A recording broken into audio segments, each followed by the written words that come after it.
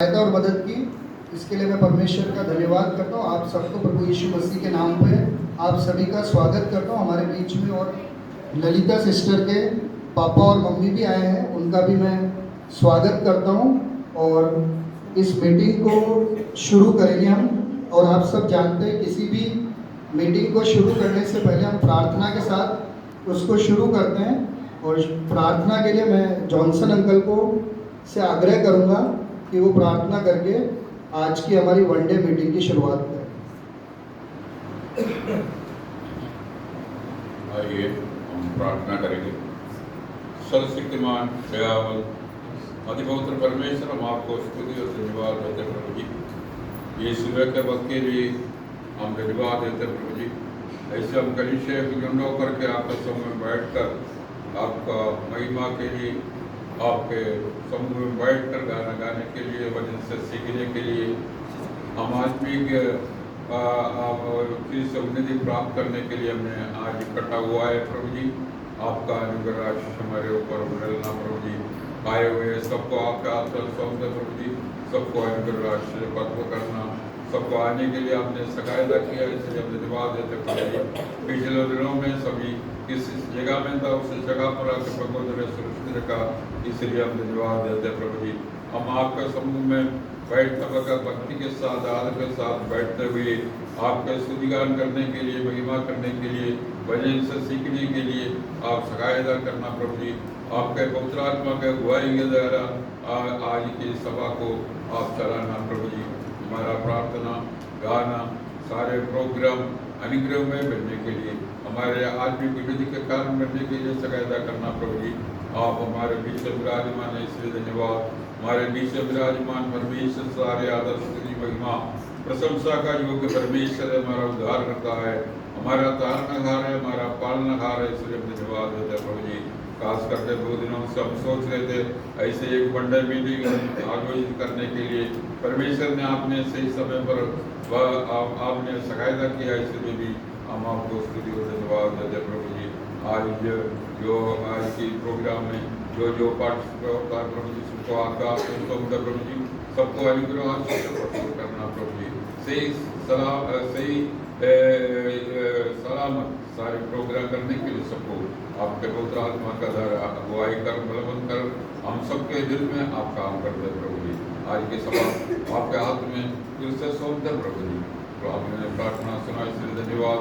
इस सारी बात को हमारा उद्धार करता प्रभु यीशु मसीह के नाम पर मानते सुन और ग्रहण कर पिता आमीन।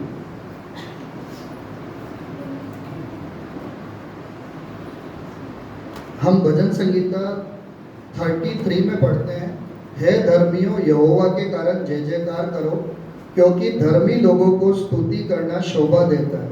वीणा बजा बजा कर यहोवा का धन्यवाद करो, 10 तार वाली सारंगी बजा बजा कर उसका भजन गाओ, उसके लिए नया गीत गाओ, जय जयकार के साथ भली भांति बजाओ। हम परमेश्वर की स्तुति करने के लिए आए हैं और सबसे पहले हम गीतों के द्वारा उस महान परमेश्वर की स्तुति करेंगे और उसके नाम का जय जयकार करेंगे, क्योंकि हम धर्मी हैं और धर्मी को ये शोभा देता है कि हम उस महान परमेश्वर की स्तुति करें। तो जो पहला गीत है, जो हमारे सबके लिए कॉमन सॉन्ग है, उसको गाने के लिए मैं लिरोन और उसकी टीम को आमंत्रित करूँगा कि वो आगे आए और उस गाने में क्या करें, लीड करें। गाने के बोल है, भजने आए, बजने के लिए, बजने के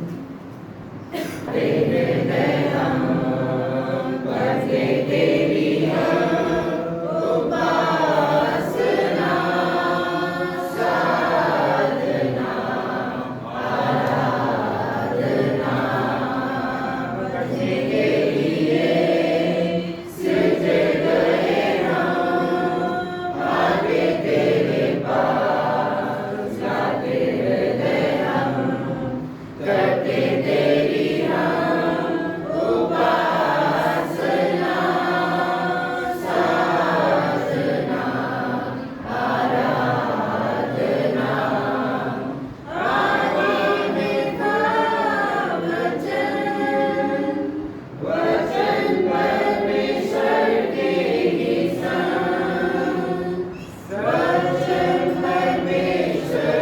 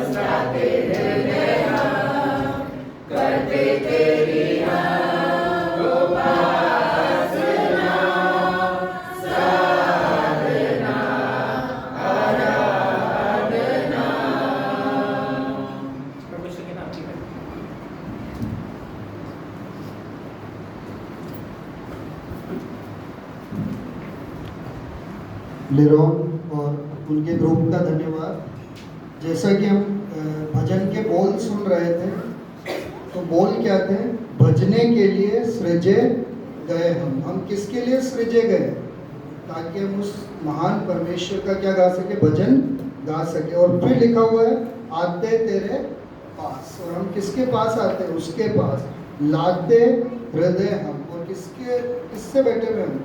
अपने हृदय की गहराई से हम उस महान परमेश्वर की आराधना करते हैं। एक और भजन संगीता में भजन पढ़ना चाहूँगा। भजन संगीता 40 में ऐसा लिखा हुआ है, 40 के 3 में, उसने मुझे एक नया गीत सिखाया जो हमारे परमेश्वर की स्तुति का है। उसने मुझे एक नया गीत सिखाया जो हमारे परमेश्वर की स्तुति का है। तो एक और गीत हम सुनेंगे और उस महान परमेश्वर की आराधना करेंगे और उसकी स्तुति करेंगे। उसके लिए मैं बुलाना चाहूँगा संडे स्कूल स्टूडेंट्स, जो हमारे संडे स्कूल के बच्चे हैं, वो आगे आएंगे और उनका गाना है यहोवा राजा है।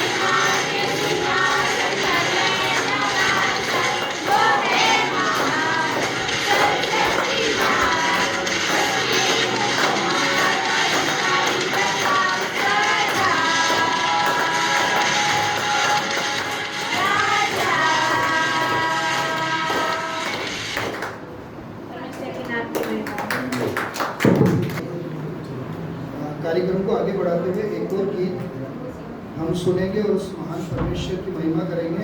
आग्रह करूँगा सैम भैया, सैम ब्रदर और उनके परिवार से कि वो आगे आए और गीतों को गाकर परमेश्वर के नाम की महिमा।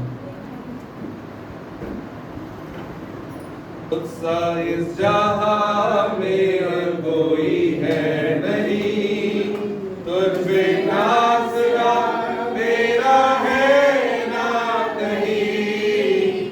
रहो तेरी बाहों में प्रियतम मेरे, तू ही मेरा सर्वस्व यीशु मेरे। उत्साह इस जहां में कोई है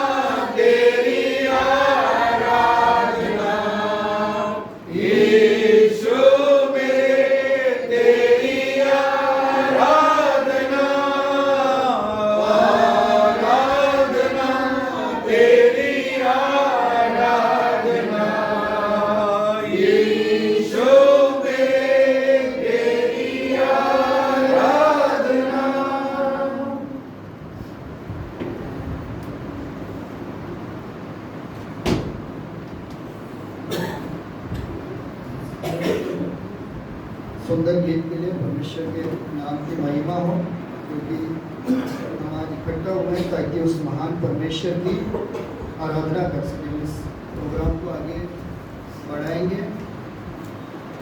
मैं एक सवाल आपसे पूछना चाहता हूँ उससे पहले कि क्या आप प्रभु यीशु मसीह के पुनर्आगमन के लिए तैयार हैं? क्या आप प्रभु यीशु मसीह के पुनर्आगमन के लिए तैयार हैं क्या? आवाज ही नहीं आ रही, बस अंकल की आवाज आ रही है मेरे को। बाकी तो मेरे को लग रहा है कि पोहे खा के सुस्त पड़ गए हैं। पुनर्आगमन के लिए तैयार है? तो क्या आपको डेफिनेट डेट और टाइम चाहिए क्या? प्रभु यीशु मसीह कब आएंगे? हैं? कोई डेफिनेट डेट और टाइम चाहिए क्या कि आज या कल या परसों या 3 महीने बाद? क्या हमारे बाइबल में ऐसा कोई डेट और टाइम बता रखा है? नहीं बता रखा। हम जब पहला थिस्सलुनीकन उसका 5वां अध्याय और उसके पहले वाक्य में पढ़ते हैं, वहाँ क्या लिखा हुआ है? पर है भाइयों, इसका प्रयोजन नहीं कि समयों और कालों के विषय में तुम्हारे पास कुछ लिखा जाए, है ना।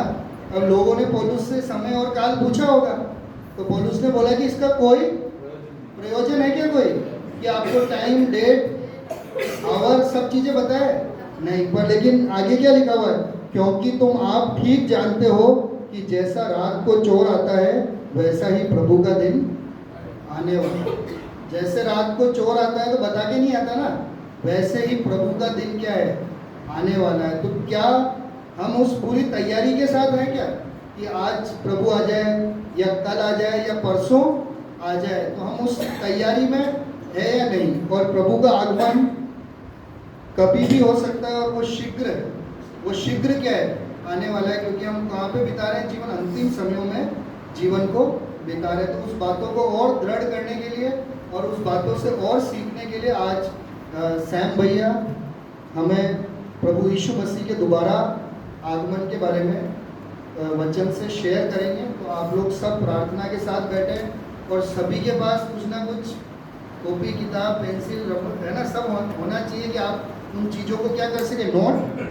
नोट कर सके और घर में उसका क्या कर सके? मनन कर सके, है ना। तो इस मैसेज को शुरू करने से पहले मैं आग्रह करूँगा, ललिता सिस्टर के पापा हमारे बीच में हैं, उनसे आग्रह करूँगा कि वो सैम भैया जो वचन सुनाएंगे उनके लिए प्रार्थना में एक बार आप अगुवाई करें।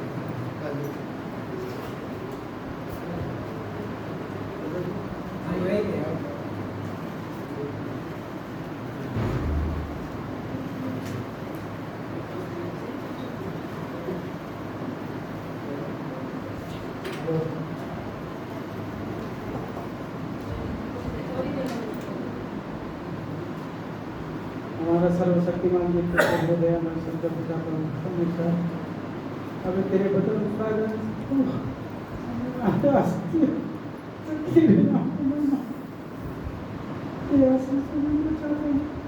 सच्चाई आत्मा में तेरे महिमा करने के लिए स्वेत मदद करना को जो वचन पढ़ा जाता है प्रभु उसका आशीष देना, आनंद देना, ताकि तेरे नाम का महिमा जो इसलिए कि मेरा उद्धार करता है यीशु के नाम से मांगता हूँ सुधार पिता, आमीन।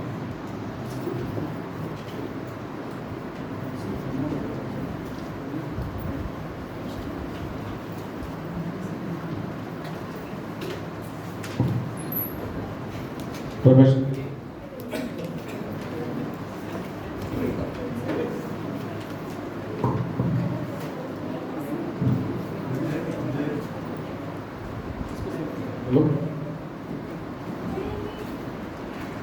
परमेश्वर के नाम की महिमा हो, है ना। जैसे मैं बताया, सब लोग है ना ध्यान से बैठे, है ना, और ध्यान से जो है सुने, अपने बाइबलों को खोले, है ना। और जैसे कि हम थोड़ी देर जो है प्रभु के दोबारा आगमन के विषय में जो है पढ़ने वाली बातें हैं, सीखने वाले, ठीक है। आजकल अभी के समय में विश्वासियों के लिए एक सबसे बड़ी जो चीज़ है या जिसकी वो बाट जो है वो क्या है? दोबारा है कि नहीं? कोई है?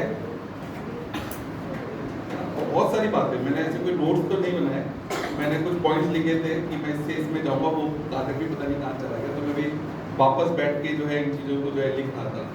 है ना। लेकिन मैंने बहुत सारे वचनों को मैं अक्सर इस वचनों को प्रभु के दोबारा आगमन के बारे में पढ़ता रहता हूँ, और हर दिन या हर बार या हर हफ्ते लगभग कुछ ना कुछ नई चीज़ें और जो है सीखने के लिए जो है मिलती रहती है, और उसकी गहराई भी बहुत है ना। लेकिन बड़े मतलब दुख की बात है कि हमारी जैसी कलीसिया में भी आज भी अगर किसी से पूछा जाए कि प्रभु का दोबारा आगमन क्या है, उसका सिग्निफिकेंस क्या है, क्या क्या होंगे, क्या क्या बातें घटित होगी, तो वो बता नहीं पाते, है ना। इन दिनों में हमारे जयपुर में जो यूथ की मीटिंग जो मैं लेता हूँ, उसमें भी जो है यही टॉपिक जो है हमने शुरू किया, है ना। और तो बच्चे जो हमारे संडे स्कूल में पढ़ते आ रहे हैं, उनको भी अभी तक बहुत सारी चीज़ें जो है उनको पता नहीं है कि क्या क्या जो है होने वाला है ना। लेकिन हमारे लिए एक विश्वासी के लिए एक सबसे बड़ी चीज़ जो होने वाली है, और जो जिसके लिए हर एक विश्वासियों को जो है जिसकी वो बाट जो रहे हैं, वो है प्रभु का दोबारा आगमन, है ना। प्रभु का दोबारा आगमन, और हमारा प्रभु जो है वो जो है जल्द आने वाला है ना। तो मैं इसकी शुरुआत है ना कुछ बातों को, क्योंकि ये विषय इतना बड़ा है कि 1 घंटे का समय बहुत कम है ना। और लगभग मेरे ख्याल से काफ़ी घंटे जो है उन चीज़ों को बड़ा, क्योंकि इन दिनों में मैं और जब देख रहा हूँ तो ऐसी कई चीज़ें जो मुझे सीखने के लिए महीनों लग जाएंगे शायद, है ना। सिखाने की बात पे बात की है ना, क्योंकि कई चीज़ों के बीच की कुछ कुछ बातें जो है, जैसे पिछले दिनों में जब मैं डैनियल पढ़ा रहा था, अगर आपको याद हो तो 1260 दिन, 1290 दिन, 1365 दिन, तो 75 डेज, वो 75 दिन में क्या होगा, तो उसको भी गहन बहुत सारी ऐसी बातें हैं ना। तो मैं इतना आपको कंफ्यूज नहीं करना चाहता, लेकिन मैं ये चाहता हूँ कि अगले एक घंटे जब हम बैठते हैं तो कुछ बातों को जो बिल्कुल मूलभूत है या बेसिक है प्रभु के दोबारा आगमन के विषय में, उस बातों को क्या हम सीख ले और उन बातों पर हमेशा मनन करें। ये ऐसी एक बात है जो हमें बहुत आनंद और बहुत खुशी जो है देती है ना, क्योंकि प्रभु इसी के लिए प्रभु ने हमारा उद्धार किया है, इन सब बातों के लिए। और इसका जो क्लाइमेक्स है, इसका जो अंत जो फल है ना, वो हम आने वाले समय में जो है देखेंगे ना। इस संसार में हमें दुख है, कष्ट है, लेकिन जब प्रभु का दोबारा आगमन होगा उसके साथ की सारी चीजें हट जाएगी, है ना। तो इसी के लिए हम सब तैयार हुए, है ना। इसी के लिए प्रभु ने हमें अलग किया कि हम उसके साथ अनंतता में जो है जीवन को बिताए। तो ये बहुत ऐसा एक विषय है जिसको हमें व्यक्तिगत तौर से जिसको हमें पता होना चाहिए, और जिसके बारे में अक्सर जो है हमें पढ़ते रहना जो है चाहिए, है ना, व्यक्तिगत हमारे चीज़ों में भी। तो मैं इसकी शुरुआत केवल एक वाक्य से करूंगा, है ना। पहले इब्रानियों की पत्री उसका 10वां अध्याय और उसका 37 पद। एक बार जब मैं उधर दोबारा आगमन के विषय में बोल रहा था तो एमजे अंकल ने ये वाक्य निकाल के पढ़ा, है ना। मुझे अच्छा लगा, ये वाक्य हम भी अच्छी तरह से जानते हैं। इब्रानियों की पत्री, सब लोग अपनी बाइबलों को निकाले और खोले इब्रानियों 10 उसका 37, है ना। इब्रानियों हिब्रूज चैप्टर 10 वर्स 37। क्योंकि अब बहुत ही थोड़ा समय रह गया है, जबकि आने वाला आएगा और देर ना करें ना। क्योंकि बहुत ही थोड़ा समय जो है रह गया है, जबकि आने वाला। ये बात कितने वर्षों पहले, आज से कितने हजारों वर्ष पहले जो है इन बातों को लिखा गया। तो हम और कितने परमेश्वर के जो है आगमन के जो है निकट आ चुके हैं। आप इस बात को सोचो, है ना। हम जब डैनियल की किताब को भी सीख रहे थे तो हम देख रहे थे उस मूर्ति के विषय में जो अलग अलग राज्यों, किंगडम्स के बारे में बताता है ना।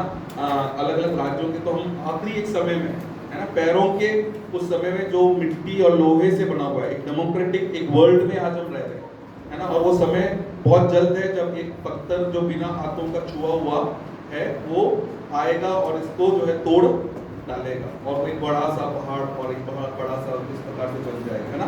तो ऐसे एक समय में हम रह रहे हैं, है ना। तो कई बार लोगों को लगता है ये बात हम कितने सालों से जो है सुनते आ रहे हैं, ये होगा कि नहीं होगा, है ना, ये बात है ना। बाइबल में इसका एक उत्तर मिलता है, हम जब पढ़ते हैं दूसरा पत्रस उसका 3:9 में, है ना। दूसरा पत्रस 2 पीटर चैप्टर 3 वर्स 9, है ना। क्या लिखा है वहाँ पे? प्रभु अपनी प्रतिज्ञा के विषय में देर नहीं करता, जैसी देर कुछ लोग समझते हैं, पर तुम्हारे विषय में धीरज धरता है और नहीं चाहता कि कोई नष्ट हो, वरन यह कि सबको मन फिराव का अवसर मिला। अभी प्रभु का आगमन में क्यों इतना समय लग रहा है, यहाँ पर उसका उत्तर है, प्रभु अपनी प्रतिज्ञा के विषय में देर नहीं करता, है ना। देर नहीं, कितने लोग समझते हैं पर तुम्हारे विषय में धीरज धरता है और नहीं चाहता कि कोई नाश हो, वरन ये कि सबको मन फिराव का अवसर मिलेगा। तो देयर इज इसलिए परमेश्वर का एक समय है ना। क्या एक ठीक है, ये प्रचार नहीं है, ये एक तरह से बाइबल स्टडी की तरह है। तो मैं आपसे कई सवालों को पूछूंगा, है ना, तो आप संकोच नहीं करें, है ना। कोई गलत जवाब ऐसा है कि ऐसा कुछ है, ऐसा डरे ना, है ना। तो मेरा एक सवाल ये है कि क्या प्रभु यीशु मसीह के दोबारा आगमन के लिए अब कोई चिन्ह बाकी रह गया है क्या? सवाल समझ में आया? प्रभु यीशु मसीह आने वाला है और उसके लिए कुछ चिन्ह जो है वो बाकी है कि नहीं रहे, है ना। मैंने अपना कुछ नोट्स ऐसे नहीं बनाया अभी फिलहाल के लिए, लेकिन मैंने कहा कि मैं किस किस टॉपिक को थोड़ा बहुत कवर करूं, उसको मैं देखना चाहता हूँ ना। तो मेरा एक सवाल कि प्रभु यीशु मसीह के दोबारा आने के लिए अब कोई चीज होना बाकी है कि नहीं? नहीं बनी। है वो तो इसका समय अलग है ना। और कोई समय बाकी है?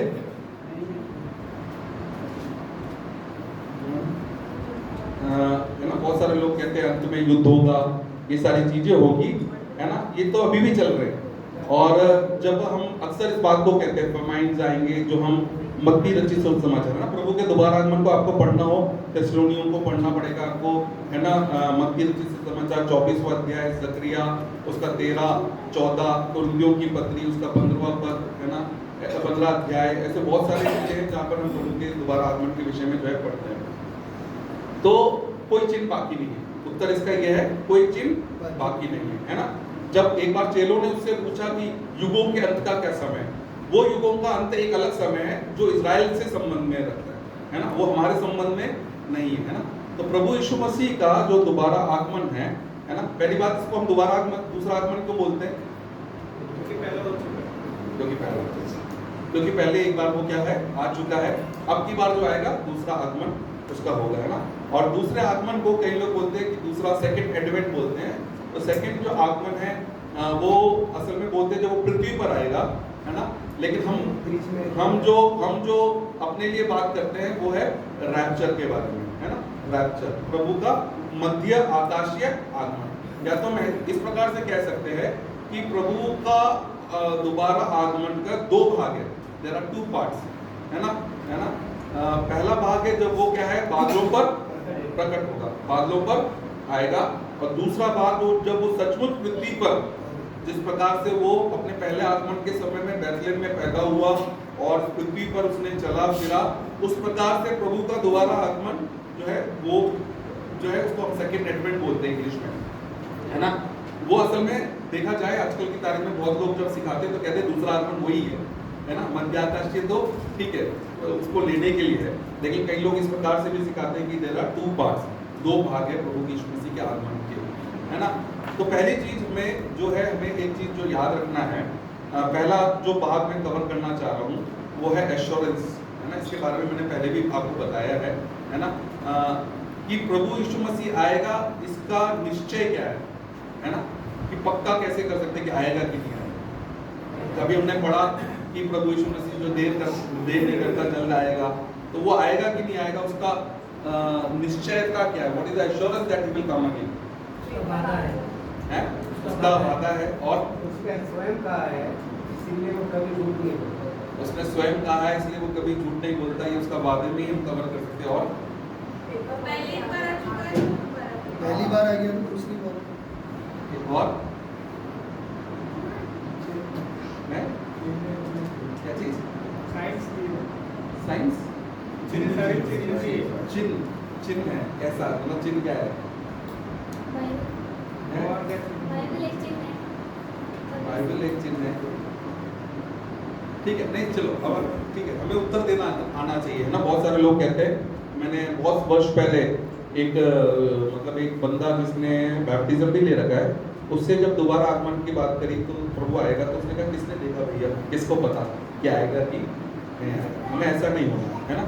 हमारा प्रभु जो है दोबारा आएगा और उसका एश्योरेंस क्या बोल सकते हैं, उसकी निश्चयता क्या है। जैसे सबसे पहला हम बोल सकते हैं, जिस प्रकार से प्रभु यीशु मसीह के पहले आगमन के विषय में हम बाइबल में पढ़ते हैं ना, प्रभु यीशु मसीह के जन्म के सबसे पहला जो सुसमाचार है या सबसे पहला जो प्रोफेसी है जो प्रभु यीशु मसीह के जन्म के विषय में है वो कहाँ पर लिखी है? जेनेसिस उत्पत्ति 3:15 मैं तेरे और स्त्री के वंश के बीच में बैर उत्पन्न करूंगा, है ना, तू उसकी एड़ी को डसेगा और वो तेरे सिर को कुचल डालेगा। ये प्रभु यीशु मसीह का सबसे पहला भविष्यवाणी है और एक तरह से द फर्स्ट गॉस्पेल आल्सो, सबसे पहला सुसमाचार जो परमेश्वर ने स्वयं जो है बोला, वो भी है, दोनों बातें हैं। तो बाइबल में जिस प्रकार से जो है लिखा हुआ था, है ना, अलग अलग समय में, मोसेस के समय में 4000 साल पहले, है ना, और क्या कहते हैं यशायाह नबी की किताब में 700 साल पहले, तो जिस प्रकार से प्रभु यीशु मसीह कहाँ पैदा होगा, है ना, कैसे उसका वो कैसा जीवन बिताएगा और किस प्रकार से वो जो है क्रूस पर मारा जाएगा, वो सारी बातें जिस प्रकार से बाइबल में लिखी हुई थी उसी प्रकार से क्या हुई? पूरी हुई। तो ये हमें क्या बताता है ना, ये चीजें आप लिख के रख लो, कभी भी आपको से कोई पूछे कि प्रभु यीशु मसीह आएगा तो इसको आप कैसे बताओगे कि जरूर आएगा? तो क्योंकि उसके पहले आगमन के बारे में जैसा बाइबल में लिखा था, है ना, वैसा का वैसा ही क्या हुआ, है ना, वैसा का वैसा ही पूरा हुआ। ये हमें क्या बताता है? ये हमें इस बात की निश्चयता देता है, या ये हमें इस बात का बड़ा हियाव देता है कि पहली बार जब बोला था, जैसा बोला था, जैसे लिखा था, वैसा का वैसा हुआ। तो प्रभु के बारे में जो दूसरे आगमन के विषय में जिसके बारे में बाइबल में ज्यादा लिखा है, प्रभु के पहले आगमन से ज्यादा बातें प्रभु के दोबारा आगमन के विषय में लिखी हुई है, तो वो बातें भी क्या होगी? पूरी होगी, है ना, पूरी होगी। ये पहला एक बात है ना। दूसरी बात जो है वो ये है कि प्रभु जब हम बाइबल के, अगर आप बाइबल के सारे प्रोफेसीज को उठा के देखें, है ना, बाइबल के जितनी भविष्यवाणियों को जब हम उठा के पढ़ते हैं और उसको सीखने की कोशिश करते हैं, समझने की कोशिश करते हैं, तो उसमें से लगभग, है ना, पंडित लोग कहते हैं, बाइबल के जो ज्ञानी लोग हैं वो कहते हैं, अभी तो और ज्यादा हो चुकी होगी, काफी समय पहले वो इस बात को बोलते थे कि बाइबल के अंदर की 85% भविष्यवाणियां, more than 85% of the prophecies written in the Bible are fulfilled, है ना। जैसे प्रभु का आगमन के क्या पहला आगमन के बारे में, उसके पैदा होने के विषय में, और भी इजराइल के संबंध में, और जब हम डैनियल की किताब पढ़ रहे थे, अलग अलग किंगडम के बारे में भविष्यवाणियों को हमने पढ़ा, और वो भविष्यवाणी वैसी की वैसी, है ना, अलेक्जेंडर आया, चारों आए, अलग अलग राजा आया, रोमन किंगडम आया, सारी बातें, है ना, एंटियस एपिफेनस के बारे में लिखा हुआ है, अलग अलग किंगडम्स के बारे में लिखा हुआ है, वैसी की वैसी वो हिस्ट्री है। ऐसा लगता है कि जैसे उन्होंने पहले हो गया, बाद में लिख रहे हैं, लेकिन ऐसा नहीं है, वो चीजें सब बहुत बाद में हुई और पहले से। तो सारी बातें जो भविष्यवाणियां बाइबल में लिखी हुई थी, है ना, 85 से ज्यादा प्रतिशत जब पूरी हो गई, तो वो हमें क्या बताता है? क्या बताता है वो हमें? कि बाकी भी, किसी को हमने क्या कहते हैं 1 लाख रुपए दे दिए, उसने 85,000 रुपीज लौटा दिया, तो हमें क्या लगता है?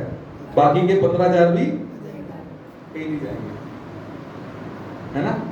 तो बाइबल में लिखी हुई इतनी बातें जब पूरी हो गई, तो प्रभु यीशु मसीह के दोबारा आगमन की जो भविष्यवाणी है वो भी जरूर पूरी होगी, है ना। और तीसरा, जैसे और बाइबल डैनियल की किताब को जो हम पढ़ रहे थे, डैनियल की किताब में उसका 10वां अध्याय, उसके 21वें पद में इस प्रकार से लिखा है कि जो कुछ इस सच्ची पुस्तक में लिखा हुआ है, बाइबल एक झूठी किताब नहीं है ना, ये ऐसी किताब नहीं है दूसरों की गलतियों को छुपाती है करती है, ये सच्ची किताब है ना। प्रभु के अच्छे अच्छे दासों ने भी जो गलतियां करी, तो उसको परमेश्वर ने छिपाया नहीं, मूसा ने किया या दाऊद ने किया है या किसी और ने किया, तो उसको उन्होंने छुपाया नहीं। It tells about all the flaws and all the things what they have done. तो ये एक सच्ची, है ना, बाइबल के बारे में बाइबल में ही पढ़ते हैं कि एक सच्ची पुस्तक है, it's a book of truth, तो उसमें कोई गलत बात नहीं है। और तीसरी बात जो हमने सबसे बड़ी बात है वो है हमारा प्रभु यीशु मसीह ने स्वयं इस बात को कहा, है ना।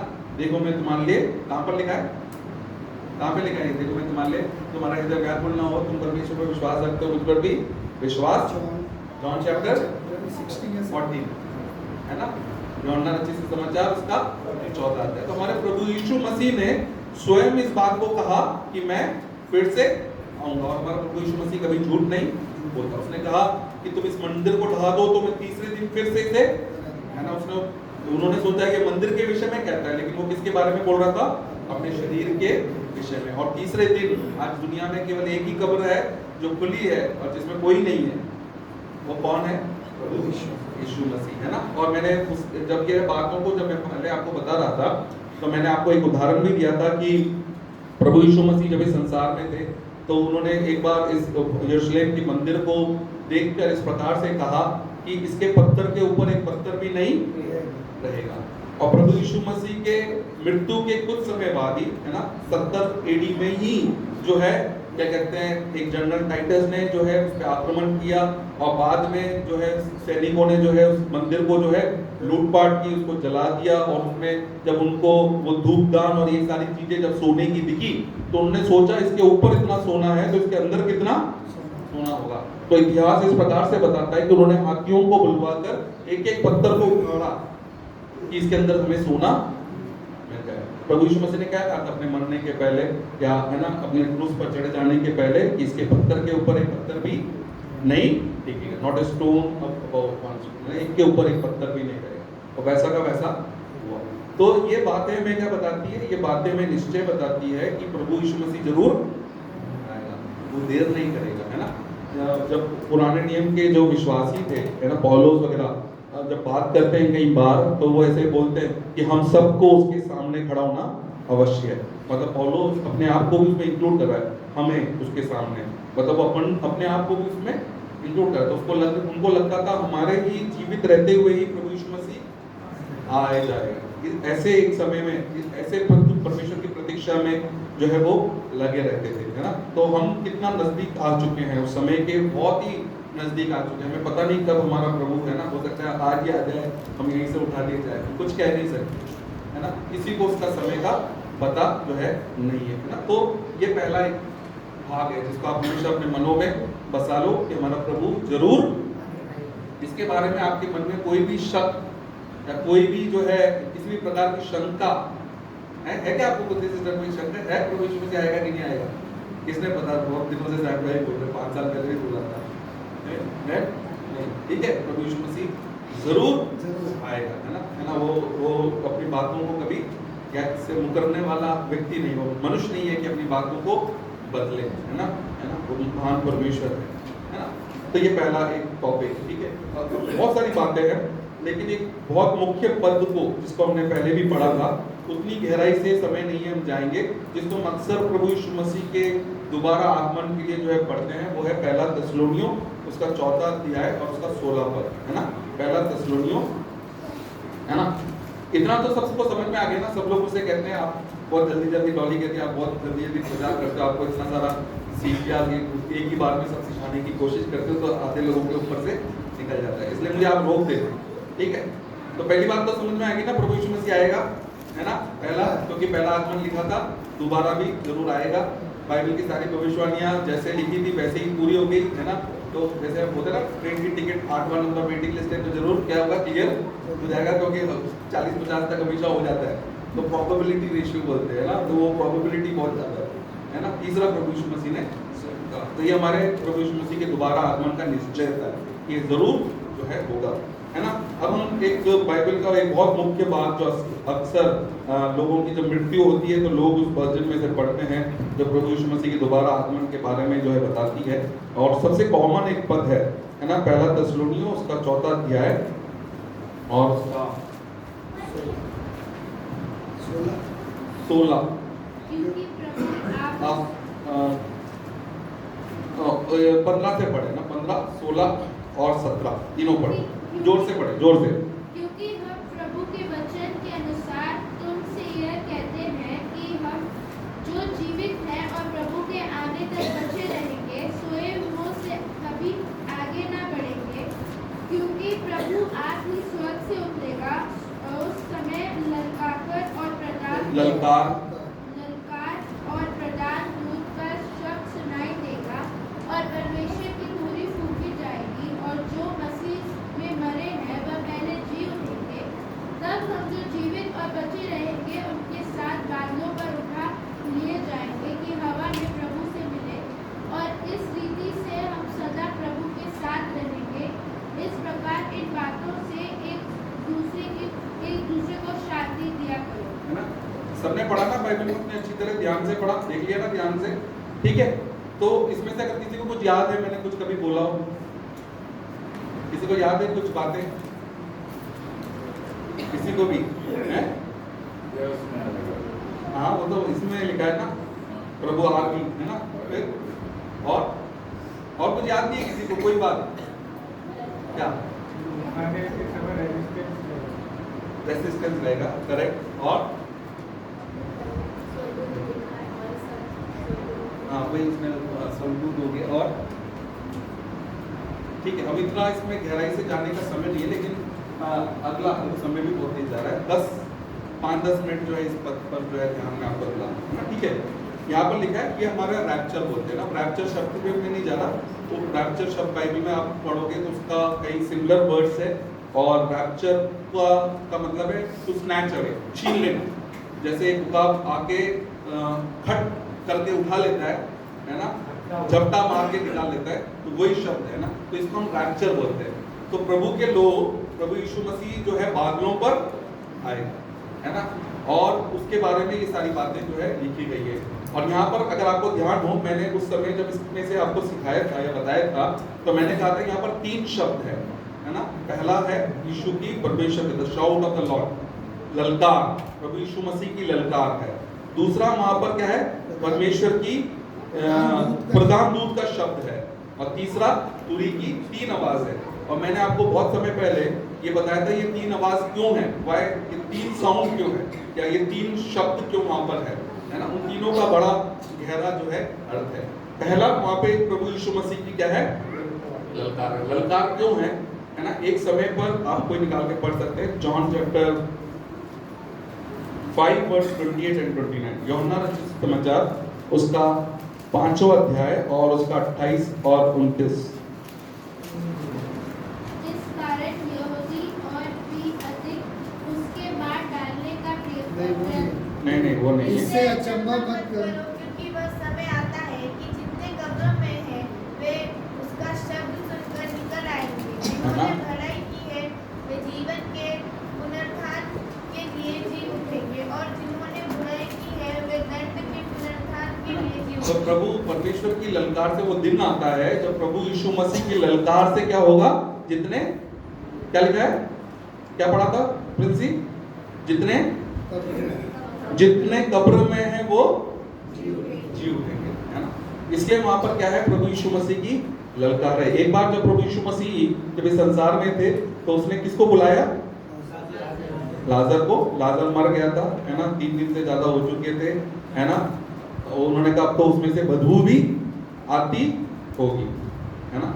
लेकिन प्रभु यीशु मसीह ने क्या बोला? ये लाजर निकला और वो जी उठा, वो जीवित हो उठा, है ना। किसी ने कहा कि ये एक कॉन्स्पिरेंसी थी, मतलब एक षड्यंत्र था। पहले से ही उन्होंने क्या है, लाजर को बिठा दिया था। इसलिए प्रभु यीशु मसीह ने ऐसा बोला कि लाजर कब्र में से निकल आ, है ना। तो दूसरे व्यक्ति ने इस प्रकार से जवाब दिया कि अगर प्रभु ऐसा बोलता कब्र में से निकल आ, तो सारे के सारे लोग कब्र में से उस दिन जी उठते। इसलिए प्रभु ने क्या बोला? ये लाजर कब्र में से, तो केवल लाजर ही जी उठा। अगर प्रभु यीशु मसीह ऐसा बोल देता कि कब्र में पड़े हुए जी उठ, तो सारे के सारे जी उठते। वहां जितनी भी कब्रें थी उसमें से सारे लोग, है ना।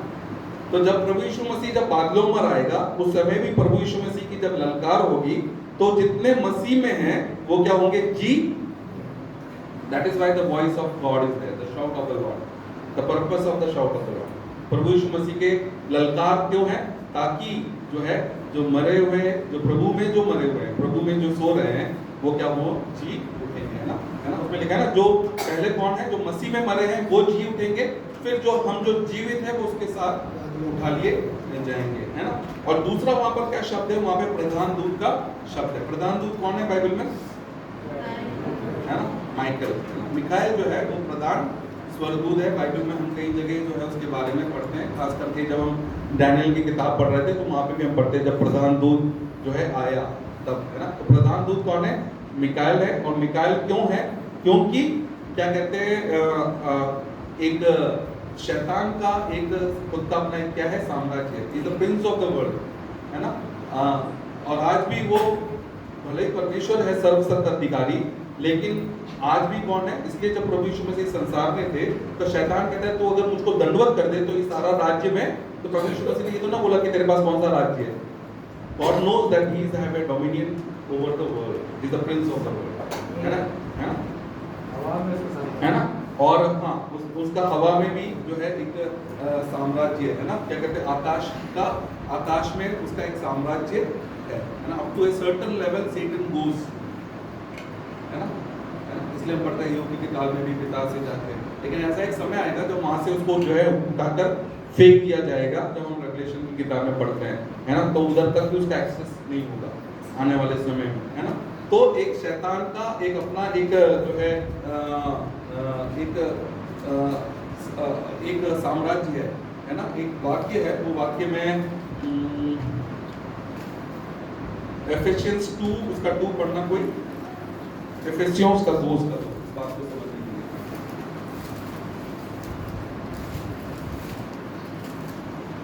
जिनमें तुम पहले संसार की रीति पर और आकाश के अधिकार के हाकिम, अर्थात आकाश के अधिकार के हाकिम, आकाश का अधिकार किसके पास है, सैटन के पास, है ना। हाकिम उस आत्मा के अनुसार चलते थे जो अपनी आज्ञा न मानने वालों में कार्य करते हैं। तो आकाश के अधिकार के हाकिम, है ना, उसके पास क्या है, आकाश का अधिकार है। और हम जब उठा लिए जाएंगे तो हमारा वो जाने देगा, जाने दो, क्रॉस करने दो बॉर्डर, निकलने दो, नहीं, वी विल ट्राई टू, है ना, वो हमें रोकने की कोशिश करेगा, है ना, हो सकता है रोकने की कोशिश करे, है ना। जब हम वो पढ़ रहे थे डैनियल की किताब, अगर आपको याद हो, तो वहां पर डैनियल जो है अपना एक विजन को प्राप्त करने के लिए 3 सप्ताह तक जो है शोक करता है, उपवास करता है कि प्रभु की बातों को समझे। तब उसके पास एक स्वर्गदूत आता है और स्वर्गदूत उसको बोलता है कि पहले ही दिन तेरी प्रार्थना, मतलब जिस दिन तेने बोला कि मुझे प्रभु तेरे वचनों को समझना है, उसी दिन प्रभु ने तेरे प्रार्थना को सुन लिया, एक स्वर्गदूत को भेजा कि जाके इस बातों को क्या कर, तो डैनियल को समझा दे। तो वो स्वर्गदूत बोलता है, तब जो है फारस राजा के प्रभु ने मुझे, फारस जो उस किंगडम था उसका प्रभु यानी जो सैटन था, उसने उसको क्या करा, जाने से वो रोक रहा था, है ना। तब वो बोलता है, तब जो है प्रधान स्वर्गदूत आया, तब मैं तेरे पास आ पाया। यानी कि जब वो प्रभु का, परमेश्वर ने बोला okay go give this revelation to him, ये जाके ये प्रकाशन, ये बात जाके डैनियल को समझा दे, तो शैतान नहीं चाहता कि ये बातें डैनियल समझ ले, तो उसको रास्ते में रोक रहा है कि जाने नहीं दे रहा इस स्वर्गदूत को। तब क्या होता है, तब प्रधान स्वर्गदूत वहां पर भी आता है ताकि वो जा सके। तो ऐसे ही जब हम जाएंगे तो बड़े स्वर्गदूत हमारे को जब उठा लिया जाएगा, तब भी कोई किसी प्रकार की अड़चन प्रभु नहीं चाहता, है ना, कोई रोकने वाला नहीं। ललकार सब वहीं पे, ललकार तो स्वर्गदूत क्यों है वहां पे, मैंने कहा ना, हम जैसे हम इस संसार में, हमारे इंडिया में Z सिक्योरिटी है ना, हम J सिक्योरिटी, जीसस की सिक्योरिटी के साथ वी विल बी प्रोसेसिंग, है ना। कन्वॉयज जाते ना, गाड़ी लाइन से जाती है, कन्वॉय, है ना, वो जाता है ना, गाड़ियां जाती है ना मिलिट्री की लाइन से। तो हम जब जाएंगे तो पूरी सुरक्षा के साथ, कोई रोकने वाला नहीं, कोई अड़चन नहीं, क्योंकि वहां पर कौन है, मिखाइल, ठीक है। और तीसरा जो है वहां पर दिखा है कि तुरी जो है, तुरी किस लिए इस्तेमाल की जाती है, पुराने नियम में हमने देखा था, इकट्ठा करने के लिए। और जो है 50वां जो वर्ष होता है उस समय तुरी को फूंकता, they all should return to their own land, हर एक अपनी निज भूमि पर लौटने पाता है ना। पुराने नियम को आप जब पढ़ोगे, और पौलुस के समय में जब तुरी को फूंका जाता था, तो आर्मी के लिए जब फूंका जाता था तो उनको अपना टेंट को गिराना है, उनको लाइन में खड़ा होना है, and they have to start marching, ये होता था। तो हमारा जो ये संसार का डेरा है, इसको गिराना है हमें लाइन में, और हमें प्रोसेस करना है, ठीक है। तुरी इसलिए है वहां पर है। पुराने नियम में तुरी किस लिए थी, कि निज भाग में लौटने के लिए जो है तुरी थी, निज भाग में जब उसको फूंकता था तो हर एक व्यक्ति अपने निज भाग की ओर लौटना है ना, है ना। अगर किसी की जमीन किसी ने बेच दी, कर दी, तो वापस अपनी जमीन में, कोई लोग बंधुआई में चला गया तो 50वें वर्ष में वो वापस बंधुआई से छूटकर जो स्वतंत्र होकर अपने घर को चला जाए। और हमारा संसार में, ये संसार हमारा देश नहीं है, हमेशा बोलते हैं इधर क्या है, स्वर्ग है, हम कहते हैं ना, स्वर्ग, स्वदेश स्वर्ग है हमारा, रहते हैं, जाएंगे उत्तम देश, है ना। तो हमारा देश वहां पर है ना। और मैंने उस समय आपको एक प्रिंसिपल भी बताया था कि पुराने समय में जब वो वर्ष जब निकट आता है ना, तो क्या होता है कि उसका चीजें कम होती जाती है, है ना, दाम कम होता जाता है, और उससे हम ये सीख सकते हैं जैसे जैसे प्रभु का आगमन निकट है तो हमारे अभी संसार से हमें डिटैचमेंट करना शुरू करना चाहिए, है ना। क्या कहते हैं, उदाहरण के लिए वापस मैं समझा दूं, जैसे किसी व्यक्ति ने जो है जमीन खरीद ली, अब 50वां जो वर्ष है वो 40 साल बाद है, तो मैं क्या कीमत लगाऊंगा, ज्यादा कीमत लगाऊंगा, क्योंकि वो व्यक्ति के पास मेरी जमीन कब तक रहेगी, 40 साल तक रहेगी, तो मैं बोलूंगा मुझे 40 लाख रुपए चाहिए, क्योंकि 40 साल अब तो इस पे खेती करेगा।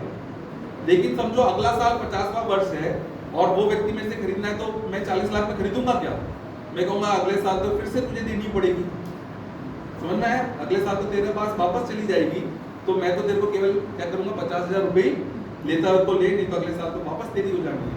तो जैसे जैसे वो दिन निकट आता जाता है वैसे वैसे उन चीजों का मूल्य कम होता जाता है। अगर किसी ने दास को खरीदा तो वो दास भी क्या है, साल भर बाद लौट जाएगा, अगर 50 साल बचे तो 50 साल तक रहेगा उसके साथ, उसके बच्चों को उसके पास रहेगा, है ना, तो उसकी वैल्यू कम होती है। तो प्रभु का जो दोबारा आगमन भी हमारे निकट आता जाता है, और उस समय के निकट आते जाते हैं हमें भी संसार की चीज़ों की वैल्यूज को या उसको तवज्जो देने या उसको इम्पोर्टेंस देना कम करना चाहिए, क्योंकि आजकल उल्टा हो रहा है। ठीक है, ये एक चीज़ है ना। इतना समझ में आया, सबको आ गया, पीछे भी है ना। लालचंद अंकल आपको भी आ रहा है समझ में, थोड़ा बहुत आ रहा है समझ में, समझ में आ रहा है ना आपको, थोड़ा बहुत, ठीक है ना।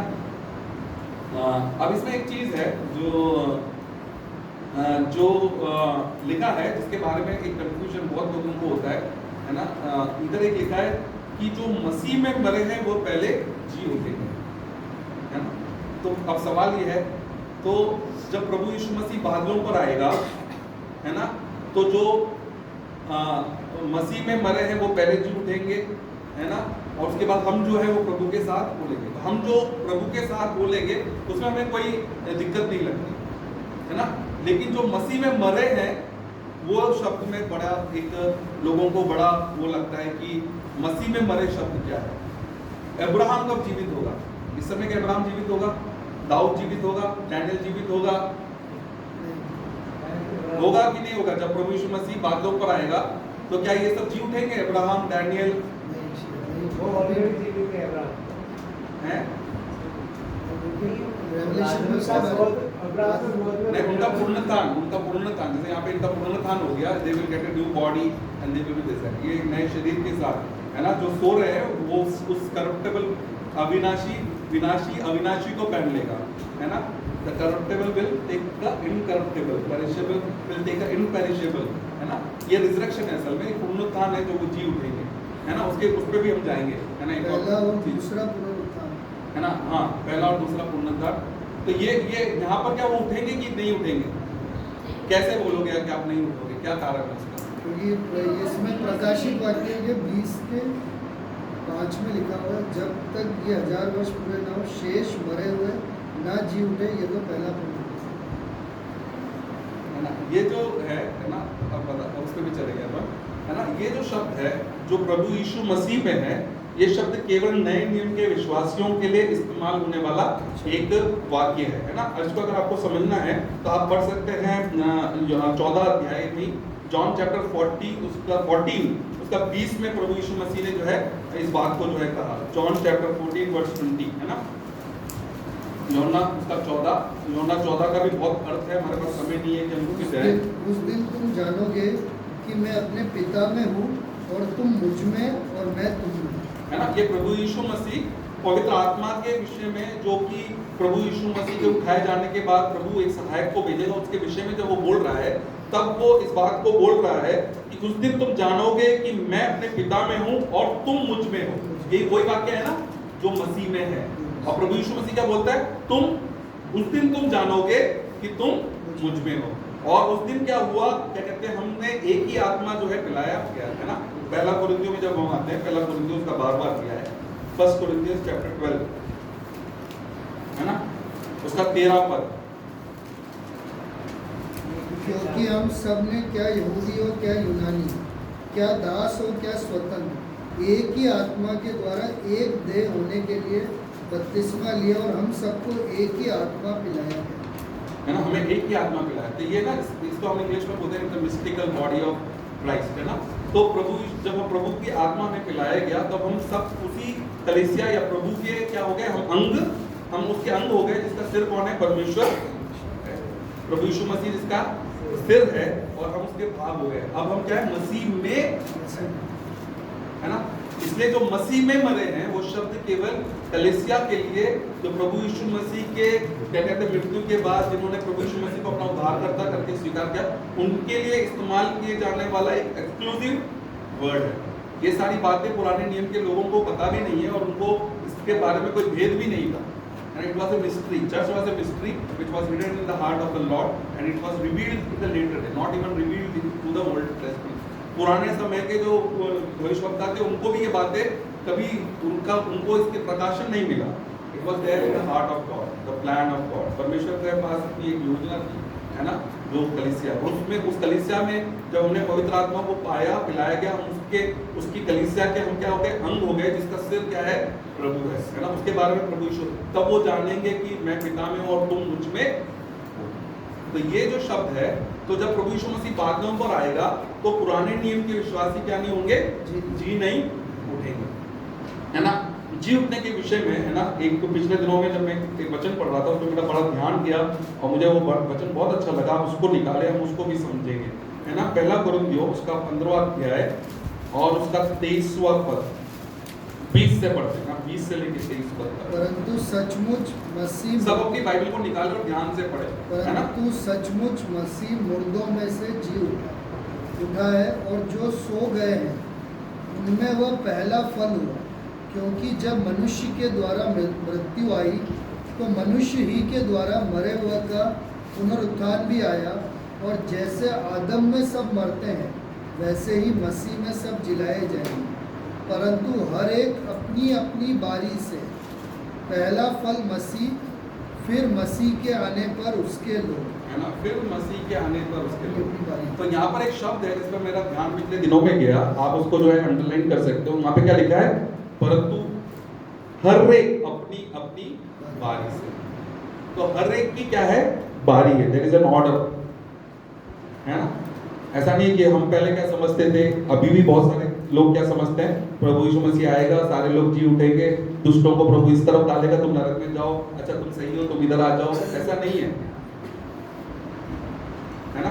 प्रभु यीशु मसीह जब बादलों पर आएगा तो हम जो है, जो प्रभु में जो मरे हैं विश्वासी लोग, वो पहले जी उठेंगे, उसके बाद जो शेष जीवित है वो उसके साथ हो लेंगे। तो पुनरुत्थान जो है, रिजरेक्शन जो है, उसमें एक ऑर्डर है। यहाँ पर हमने पढ़ा everyone in his own order. English में कैसे लिखा है, वो ऐसे ही कुछ लिखा है ना, इंग्लिश में पढ़ना कोई, But each one in his own order. Each one in his own order, हर एक अपनी बारी बारी से, जिसमें कौन है, मसीह पहले। सबसे पहले कौन जी उठा, है ना। जी उठना मतलब रिजरेक्शन बोल रहा हूं मैं, पुनरुत्थान। बाइबल में जी तो बहुत सारे लोग उठे, है ना, लाजर को भी जिलाया, लेकिन वो फिर से मर गए। जी उठने का मतलब क्या होता है, जी उठने का नहीं, रिजरेक्शन का मतलब क्या होता है, पुनरुत्थान का मतलब होता है कि वो जी उठ गए कि अब कभी नहीं, अब कभी नहीं मरेंगे, दैट इज रिजरेक्शन, है ना। रिजरेक्शन क्या है, पुनरुत्थान क्या है, कि वो जी उठे, अब कभी नहीं मरेंगे, है ना। बाइबल में बहुत सारे लोगों को एलीशा ने भी लोग जिंदा किया, है ना, एलिया ने, उन्होंने उनको जिलाया, वो फिर वापस मर गए अपने समय में, है ना।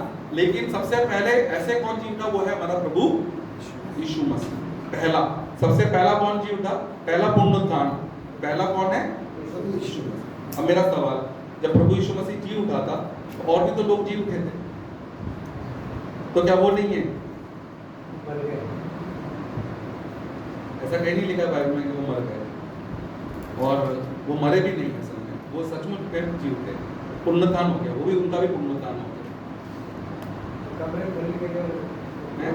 वो पद निकाल के पढ़े, शायद मत्ती रचित सुसमाचार 27 में है ना, मत्ती रचित सुसमाचार उसका 27वां अध्याय फिर एक उनके साथ वो है, जो उस पर चढ़ाया था उसको भी बोला, हाँ उसको भी बोला, है ना, मेरे साथ होगा। लेकिन मत्ती रचित सुसमाचार 27वां अध्याय होना चाहिए, उसका आखिरी के मेरे पदों में है, मत्ती रचित सुसमाचार उसका 27वां अध्याय। 52। और कब्रें खुल गई, हाँ। और सोए हुए पवित्र लोगों के बहुत से शव जी उठे, हाँ, और लो से उसकी जी उठी। जी उठने के बाद वे कब्रों में से निकलकर पवित्र नगर में गए है ना? और बहुतों को दिखाई दी। है ना? तो प्रभु यीशु मसीह के मरने पर जो है भूमि हिल गई, कब्रें खुल गई, लेकिन वो जी नहीं उठे। है ना? वहां पर लिखा है, अगर आप ध्यान से पढ़ोगे, उसके जी उठने के बाद वे कब्र में से निकले। जी उठने के बाद प्रभु यीशु मसीह, इसलिए क्या है, पुण्यदान में पहला फल है, द फर्स्ट फ्रूट। है ना? आज मैं सिद्धू को बोल रहा था, मैंने अभी इस टॉपिक पे मैं बहुत गहराई से नहीं गया। देयर आर 7 फीस्ट, 7 पर्व है इजरायलियों के, है ना?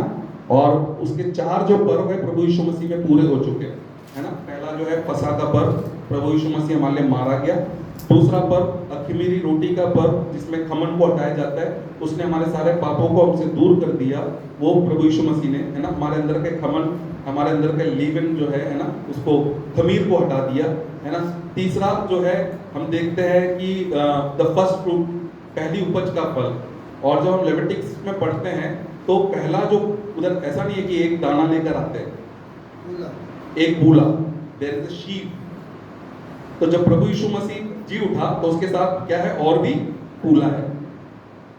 वो जी उठा, उसके साथ और भी, है ना?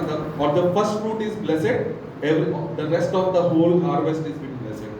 पहला फूल को जो परमेश्वर आशीष देता है, तो सारी खेती क्या करती है, आशीष पाती है, और हम उसका दूसरा फल है ना? समझ में आया? तो सबसे पहला जो पुनरुत्थान हुआ वो प्रभु यीशु मसीह का हुआ, और प्रभु यीशु मसीह के साथ साथ प्रभु यीशु मसीह पहले जी उठा, और उसके साथ और भी पवित्र लोग जी उठे। ये पहला पुनरुत्थान, पहला ऑर्डर। अभी हमने क्या पढ़ा था वहां पे, बारी बारी, everyone in his own order. तो first order is Lord Jesus Christ with the saints, संतों ये लोग कौन थे? है ना? अब ये तो प्रभु जाने कौन कौन थे ना, संत लोग हैं, नाम में पढ़ते हैं, है ना? है ना? पवित्र लोग थे, है ना? दूसरा कौन उठाए जाएंगे? दूसरा है हम, जो हमने अभी पढ़ा, है ना? जितने मरे हैं वो जी, प्रभु यीशु मसीह में जो मरे हैं वो जी उठेंगे, और उसके साथ जो जीवित है वो उठा लेंगे। ये दूसरा रिजरेक्शन, दूसरा पुनरुत्थान। तीसरा कौन है ना? ठीक है, अब प्रभु यीशु मसीह, ठीक है, हम यहाँ पर रुकते हैं थोड़ा, है ना? तो प्रभु यीशु मसीह आगे, मैं सीक्वेंस के हिसाब से चल रहा हूँ। प्रभु यीशु मसीह जो है बादलों पर आ गया, हम उठा लिए गए, प्रभु में जो मरे हैं वो उठा लिए गए, है ना? अब वो स्वर्ग में है ना? और 7 साल का अब क्या हो गया, एक समय जो है संसार में शुरू हो गया, है ना? क्योंकि जब हम उठा लिए गए तो पवित्र आत्मा भी क्या है, उठा ली गई। बाइबल में हम पढ़ते हैं कि अभी एक रोकने वाला है जो उसे रोके हुए हैं, है ना? लेकिन जब वो हट जाएगा, है ना, जब हम प्रभु के लोग उठा लिए जाएंगे, तो the spirit of the Lord will also, तो पवित्र आत्मा भी क्या होगी, उठा ली जाएगी। तब क्या करेगा, एंटी क्राइस्ट आएगा नहीं। अब ये बात को भी बड़ा ध्यान रखो कि क्रिस्त जो विरोधी है वो आएगा नहीं लिखा, वो अपने आप को प्रकट करेगा, ही विल रिवील हिमसेल्फ, है ना? ये मेरे लिए भी बहुत नया एक लर्निंग था पिछले कुछ समय पहले ही, कि सैटन को पता नहीं है प्रभु यीशु मसीह कब आएगा। सैटन को पता है प्रभु यीशु मसीह कब आएगा? नहीं पता। इसलिए उसने हर एक युग में एंटी क्राइस्ट को रख रखा है। In every ages God has kept an, उसको नहीं पता प्रभु यीशु मसीह कब आएगा शैतान को, इसलिए हर समय उसने किसको तैयार करके रख रखा है, अपने एजेंट को, जो कि कौन है, एंटी क्राइस्ट है ना? सैटन जो है वो प्रभु यीशु मसीह परमेश्वर को इमिटेट करता है, इज इमिटेटर ऑफ गॉड, है ना? वो चाहता है कि मेरे वर्शिप हो, वो मेरे चाहता है जो मैं ऐसा करूं, वो परमेश्वर बनाता है। और सैटन ने भी अपनी एक ट्रिनिटी बना रखी है, जैसे हम बोलते हैं पिता परमेश्वर, पुत्र प्रभु यीशु मसीह और पवित्र आत्मा। सैटन ने भी अपना एक ट्रिनिटी बना रखी है, उसमें सैटन है जो सबसे ऊपर है ना? ये तीनों तो एक जैसे हैं, एक ही बराबर है, लेकिन उसमें सैटन बड़ा है ना? उसके पावर से चलता है। एंटी क्राइस्ट है और there is a false prophet, झूठा भविष्यवक्ता। उसने भी अपनी क्या है, त्रिएकता दिखाता है कि मैं भी त्रिएक हूं, है ना? और वो अपनी त्रिएकता कैसे दिखाता है, वो स्वयं सैटन और क्रिस्त विरोधी और झूठा भविष्यवक्ता। तो हर समय हर युग में सैटन ने क्या रखा है, अलग अलग समय। हम हिटलर जैसे व्यक्तियों को जानते हैं, है ना? हमने डैनियल की किताब में एंटीपेनेस के बारे में पढ़ा, जो कितना दुष्ट था और एक तरह से एंटी क्राइस्ट को रिप्रेजेंट करता है कि ऐसा ही वो भी करेगा आने वाले समय में। तो उसने हर युग में अपने आदमी को रखा है। आज अगर हम उठ जाएंगे तो अपने आप को रिवील कर देगा। इसलिए बाइबल में भी हम ऐसे ही पढ़ते हैं, ये रोकने वाला है जो उसे रोके हुए हैं, लेकिन जब वो उठा लिया जाएगा तो वो अधर्मी, ऐसा लिखा है, वो अधर्मी अपने आप को प्रकट, he विल नॉट कम कि प्रभु यीशु मसीह जा रहा है उसके तू चला के मैं आ रहा हूँ, no, he is already here.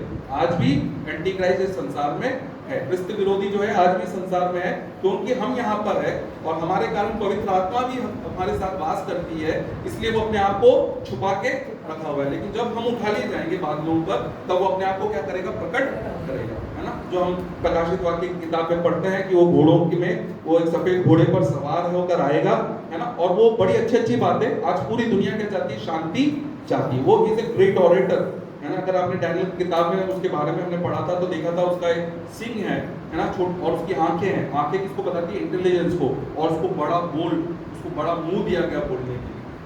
तो he is a very good orator. आज है ना लोग पागल हो रहे हैं, वो भाषण दे रहे हैं, लोग पागल हो रहे हैं, है ना। हम बोलते हैं ना अंधभक्त है, बुद्धि नहीं चल रही उनकी। उस समय एंटी क्राइस्ट का भी यही लक्षण है, वो भाषण देने में बहुत भयंकर है और सारी दुनिया उसके पीछे। वो कहेगा कि मैं तुम्हें शांति दूंगा, मेरे साथ आओ, ट्रीटीज करेगा, है ना, संधियां करेगा अलग अलग देशों के बीच में, और सारे लोग उसके पीछे बोलेंगे। लेकिन हम कहां पर होंगे, हम स्वर्ग में होंगे। और स्वर्ग में क्या होगा, हमारा विश्वासियों का क्या हो रहा होगा, उस समय न्याय हो रहा होगा, है ना। न्याय 3 तरह के न्याय है ना, 3 न्याय होंगे, है ना। पहला हम बोलते हैं द बीमा ऑफ क्राइस्ट, है ना, जो विश्वासियों का है। बीमा होता है एक छोटा एलिवेटेड, जैसे थोड़ा सा उठा हुआ है ना, तो जहां पर जैसे रेफरी खड़े होते हैं थोड़ा ऊंचे पे ताकि दिखे कैसा काम कर रहा है, तो वो पद इस्तेमाल होता है विश्वासियों के लिए, द बीमा ऑफ क्राइस्ट, है ना। जहां पर वो हमारे कामों को क्या करेगा, परखेगा ना। कोई निकाल के पढ़ सकता है, पहला पद उसका 4था अध्याय है, उसका 17वां पद, है ना। न्याय का आरंभ क्योंकि हम ही से, है ना, इस प्रकार से वहां पे लिखा है। तो उनका क्या होगा जो उसे नहीं जानते, क्या लिखा है, क्योंकि वह समय आ पहुंचा है कि पहले परमेश्वर के लोगों का, पहले परमेश्वर के लोगों का न्याय, यानी कि सबसे पहले जब प्रभु आएगा और बादलों पर से हम उठा लिए जाएंगे, हम स्वर्ग में होंगे, है ना। हम स्वर्ग में पहुंच जाएंगे और पृथ्वी पर कौन होगा, क्रिस्त विरोधी अपने आप को प्रकट करेगा, और स्वर्ग में क्या होगा, हमारा न्याय होगा, हमारा न्याय होगा, द बीमा ऑफ क्राइस्ट, हमारा न्याय होगा, है ना। और पृथ्वी पर क्या होगा, पृथ्वी पर एंटी क्राइस्ट जो है अपनी बातों को से लोगों को अपने तरफ जो है आकर्षित करेगा, और लोग उसके पीछे पीछे चलने लग जाएंगे। यहाँ तक कि यहूदी लोग भी उसके पीछे बोलेंगे, यहूदी भी कहेंगे हाँ ये हमें हमारा देश वापस दिलाएगा। वो उनको भी शायद प्रेरित करेगा कि मैं तुम्हें इजराइल और तुम्हारी ये जमीनें जो फिलिस्तीनी लोगों ने लूट लिए, गाजा पट्टी और ये सारी पट्टी तुम्हें लाके दूंगा, तुम चिंता मत करो, मेरे साथ आ जाओ। तो ये यहूदी लोग ये सारे भी उसके पीछे, क्योंकि वो अपने बातों से ही काम चलाएगा। इसलिए हम जब प्रकाशित वाक्य में पढ़ते हैं, वो घोड़े पे सवार है, उसके हाथ में धनुष है, लेकिन उसके हाथ में क्या नहीं है, तीर। उसको मारने काटने की कोई जरूरत नहीं पड़ती उस समय पर, है ना। केवल अपने बातचीत से, अपने वचन से, अपने बोलने से ही वो सब कुछ काम करा रहा है, लोग उसके पीछे हो रहे हैं। लेकिन जब 3.5 साल जब पूरे होंगे, आधा साल जब पूरा होगा, तब वो क्या करेगा, अपनी मूर्ति को जो है उस यरूशलेम के मंदिर में खड़ा कराने की कोशिश करेगा। तब यहूदी लोग क्या देखेंगे, तब यहूदी लोगों को तब पहचान में आएगा, अरे यार ये तो वो उसके विरोध करेंगे। तब उनको मारना काटना और बुरी तरह से उनको दौड़ा कर मारेगा। ऐसा बुरा दिन जो है इजराइलियों के लिए होगा जो आज तक नहीं हुआ। प्रभु यीशु मसीह ने स्वयं उस बात को कहा, है ना। आप पढ़ सकते हो 24वां अध्याय को जब पढ़ते हैं हम, है ना, युगों के अंत के बारे में जब प्रभु यीशु मसीह अपनी चेलों को बताते हैं, मैथ्यू चैप्टर 24,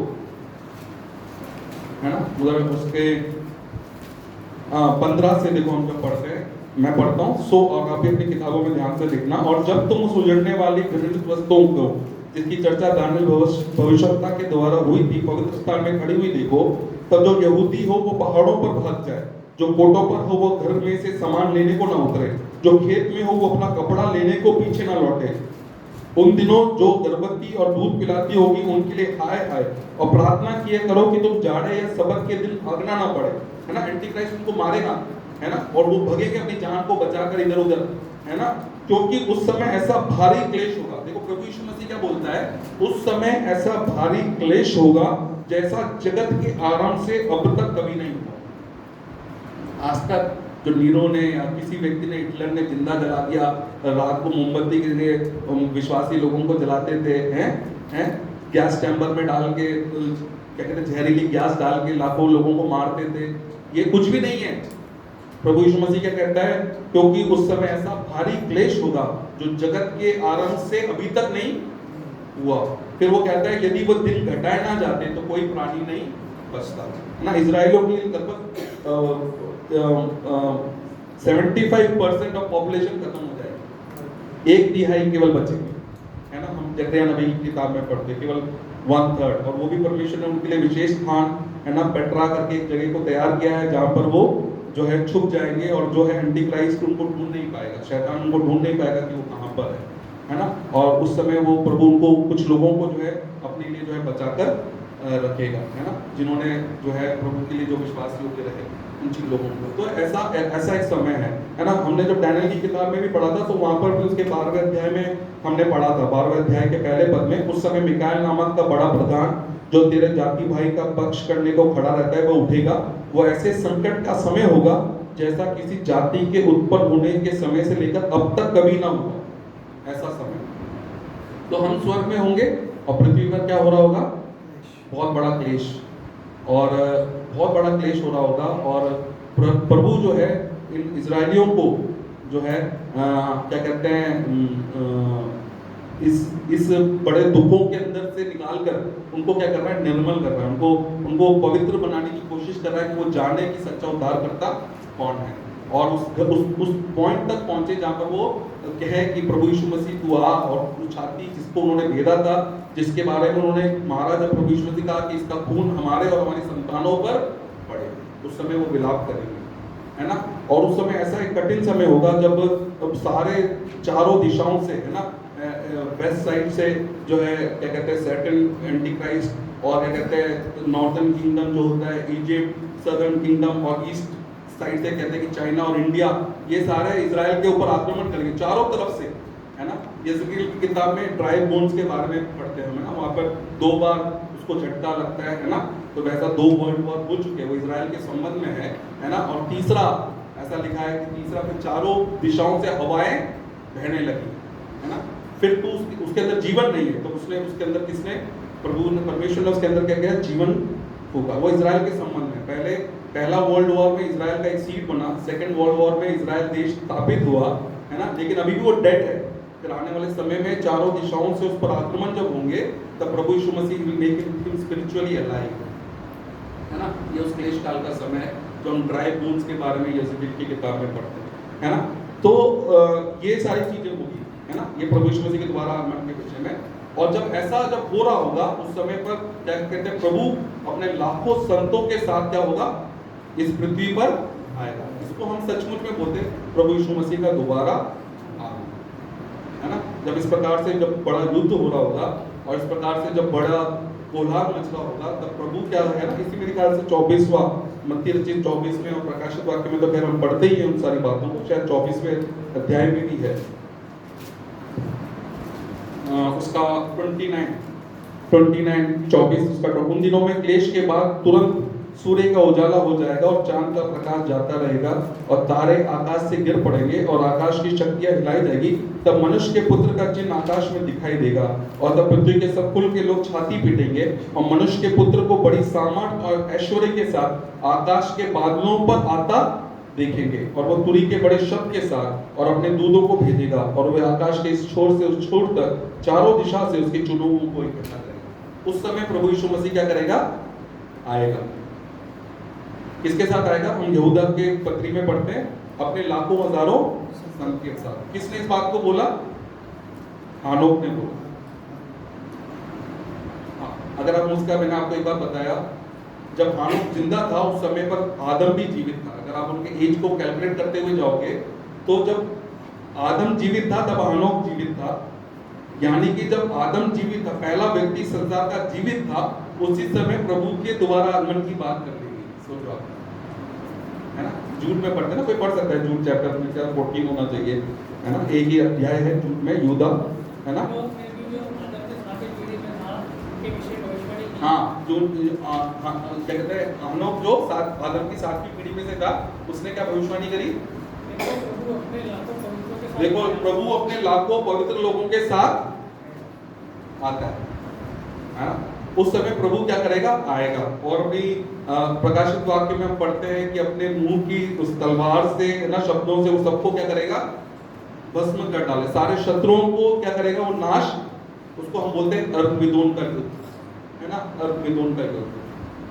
क्या बोलते हैं, हरमिदोन का युद्ध, है ना, जहाँ पर हम पढ़ते हैं आकाश के पक्षियों को, स्वर्गदूत बुलाते पक्षियों को, आओ तुम उन हाकिमों का और घोड़ों का, उन सरदारों का मांस बड़ी जेबनाक, मतलब बड़ा खाना रखेगा परमेश्वर। And he will call all the fowls, सारे पक्षियों को बुलाकर क्या करेगा, ऐसे भोजन देगा। और प्रभु यीशु मसीह कहाँ पर आएगा, जैतून के पहाड़ पर आएगा। कहाँ पर लिखा है, जकरिया की किताब उसका 14 अध्याय, है ना, जकरिया चैप्टर 14, है ना, जकरिया चैप्टर 14, जकरिया 14, है ना, घर जाके आप 13-14 दोनों अध्याय पढ़ सकते हो, उसका 14 का 4 पद, है ना। और उस समय वो जलपाई के पर्वत पर पांव धरेगा जो पूरब और यरूशलेम के सामने है, और वो जलपाई का पर्वत पूरब से लेकर पश्चिम तक बीचों बीच से फटकर बहुत बड़ा खड्डा हो जाएगा, और आधा पर्वत उत्तर की ओर आधा दक्षिण की ओर हट जाएगा, है ना। कहाँ पर वो आएगा, ऑन द माउंट साइन, है ना। जब हम नेहमिया की किताब में पढ़ रहे थे, है ना, ईस्टर्न गेट के बारे में, जो प्रभु के दोबारा आगमन के बारे में बताता है, वो गेट बंद कर दिया गया। उस समय मैंने आपको बताया था कि प्रभु का, परमेश्वर का वचन है, इसको कभी खोला ना जाए, प्रभु के यीशु मसीह के दोबारा आगमन तक वो कभी बंद किया गया, परमेश्वर ने उसको बंद किया, आज तक उसको खोला नहीं गया। 2 बार उसकी कोशिश की गई, है ना, वॉरफेयर के समय में, और जो 6 डेज वॉर हुआ 2 बार कोशिश की गई, दोनों बार खोला नहीं गया।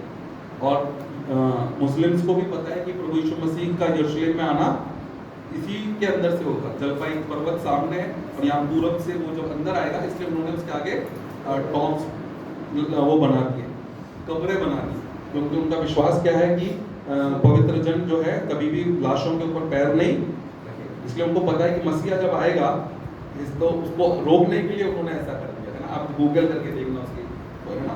और इसकी जब 13 अध्याय में जैसे मैं बता रहा था कि 1/3 बचेगी, वो बात भी वहाँ पर लिखी है ना, 9वां पद 13 का 9, उस तिहाई को मैं आग में डालकर ऐसा निर्मल करूंगा जैसा रूप निर्मल किया जाता है, और ऐसा जांचूंगा जैसा सोना जांचा जाता है। इजराइलियों को परमेश्वर जांच रहा है, 1/3 तो 1/3 जो बच गया उनको निर्मल कर रहा है, और उनकी चीख और उनको बचाने के लिए तो दिन अगर घटाए नहीं जाते तो कोई नहीं बचता। तो प्रभु उस क्लाइमेक्स में जो है, प्रभु क्या करता है, बादलों पे आता है। और इन दिनों में मेरे को एक और चीज बड़ी अच्छी लगी, जब हम प्रेरितों के काम में पढ़ते हैं, जब प्रभु यीशु मसीह उठाया गया तो वो उठाया भी जलपाई के वृक्ष से गया, है ना, जैतून पर्वत से उसको उठाया, है ना। अगर आप देखोगे प्रेरितों का काम उसका पहला अध्याय, है ना, प्रेरितों का काम उसका पहला अध्याय और उसका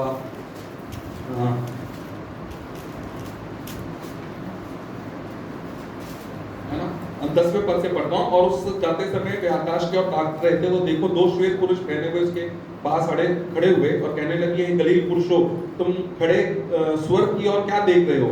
यही यीशु है जो तुम्हारे पास से स्वर्ग पर उठा लिया गया है, और जिस रीति से तुमने उसे स्वर्ग की ओर जाते देखा उसी रीति से फिर आएगा। तो मैंने एक बार आपको बताया था 2 व्यक्ति वहां पर क्यों है, क्योंकि प्रभु यीशु मसीह का लॉ है कि कोई भी बात अगर 2 व्यक्तियों के द्वारा कही जाए तो वो क्या है, पक्की है ना। हम अगर पढ़ते हैं डिट्रोनॉमी चैप्टर 19 वर्स 5 में, है ना, व्यवस्था विवरण 19 के 5 में, अगर कोई बात को 2 व्यक्ति कहते हैं तो वो क्या है, पक्की। तो प्रभु यीशु मसीह उठा लिया गया तो 2 व्यक्ति आए और क्या बोलते हैं, तुम क्या देख रहे हो? जैसे तुम प्रभु यीशु मसीह को उठाते हुए देख रहे हो वैसे ही वो फिर से आएगा। और उसकी जब नीचे पढ़ते 12वां पद, तब वे जैतून नाम के पहाड़ से जो यरूशलेम के निकट है, एक सब के दिन की दूरी पर है, यरूशलेम को लौटे। वो जैतून के पर्वत से उतरते हैं, वो क्या क्या यरूशलेम को, तो वो जहाँ से उठा लिया गया वहां से फिर से उसी जगह वो फिर से अपना पैर जो है रखेगा। और जब वो उसका पैर रखेगा, है ना, जब हम तो 2 पुनरुत्थान मैंने आपको बता दिया ना, मैं खत्म करता हूँ, 2 पुनरुत्थान बता दिए। तीसरा पुनरुत्थान जो होगा वो होगा, क्या कहते हैं, पुराने नियम के विश्वासियों का, जब प्रभु यीशु मसीह पृथ्वी पर जो है आएगा, है ना। जब हम प्रकाश ये पढ़ रहे थे डैनियल की किताब उसका 12वां अध्याय, है ना, और उसका पहला थोड़ा सा समय और मैं लूंगा ताकि खत्म कर दूं 5 मिनट में। उस समय मिकाएल नामक बड़ा प्रधान जो तेरे जाति भाई का पक्ष करने को खड़ा, जाति भाई मतलब इजराइली, जाति भाई, उसके जाति भाई कौन है, डैनियल के इजराइली है, वो उठेगा और ऐसे संकट का समय होगा जैसे जाति जाति में उत्पन्न होने के समय से लेकर अब तक कभी ना हुआ, परंतु उस समय तेरे लोगों में से जितनों के नाम परमेश्वर की पुस्तक में लिखे हुए बच निकलेंगे, और जो भूमि के नीचे सोए रहेंगे उनमें से बहुत से लोग जाग उठेंगे, कितने तो सदा के जीवन के लिए और कितनी अपनी नामधराई और सदा तक अत्यंत गिनौर में ठहरने के लिए, है ना। तो उस समय अब यहाँ पे दोनों लिखा है, नामधराई के लिए भी लिखा है और क्या कहते हैं जो प्रभु के लोग हैं उनके लिए भी लिखा है ना, दोनों लिखा है, लेकिन दोनों में there is a time gap. है ना। अगर हम इनको ओरिजिनल भाषा में पढ़ते हैं तो there is a word for इक्का, तो दोनों का समय एक ही समय नहीं है ना। जैसे जो हम पढ़ते हैं यहाँ पे बहुत से लोग जाग उठेंगे, कितने सदा के जीवन के लिए और कितने नाम धराई के लिए। तो सदा के जीवन के लिए जो है बहुत सारे लोग क्या है जी उठेंगे, उसमें क्या है पुराने नियम के विश्वासी। इसलिए डैनियल जब पूछता है तो कहते हैं तू सो जा, जाके विश्राम कर। अंत में इसका लास्ट वर्ड में लिखा है अब तू जाकर अंत तक ठहरा रहे और विश्राम करता रहेगा, और उन दिनों के अंत में तू अपने निज भाग पर खड़ा होगा। वो भी उठेगा। हाँ, तो डैनियल भी उस समय जब प्रभु यीशु मसीह इस प्रकार जब आएगा अपने संतों के साथ 1000 साल के वर्ष के राज्य के लिए, तब वो क्या होगा जी उठेगा। और उस समय जितने लोग प्रभु के विश्वास के कारण, जो यहूदी और बाकी लोग जो जिन्होंने उसकी छाप नहीं ली और जो मारे गए, बहुत सारे लोग समय मारे गए, वो सारे लोग भी क्या है जी उठेंगे। प्रकाशित वाक्य में हम पढ़ते हैं, है ना। वो तीसरा ऑर्डर है। तीसरा ऑर्डर में कौन है? जो पुराने नियम के विश्वासी लोग और जो क्लेश काल में जो है प्रभु के लोग, जो प्रभु पे जिन्होंने विश्वास किया और जो जिन्होंने छाप नहीं ली और इस प्रकार से अपने जीवन को बचाए रखा, वो सारे लोग क्या होंगे? प्रभु के साथ उस मिलेनियम राज्य में राज्य करने के लिए जी उठेंगे, है ना। ये दूसरा। और फिर उस समय क्या कहते हैं ग्लोरियस थ्रोन जो होता है, जजमेंट होगा, है ना। प्रभु का महिमा में सिंहासन और उसका न्याय होगा। और उसके बाद अंत में जो होगा, है ना, उसको करके मैं खत्म करता हूँ ना। उसका प्रकाशित वाक्य की किताब, उसका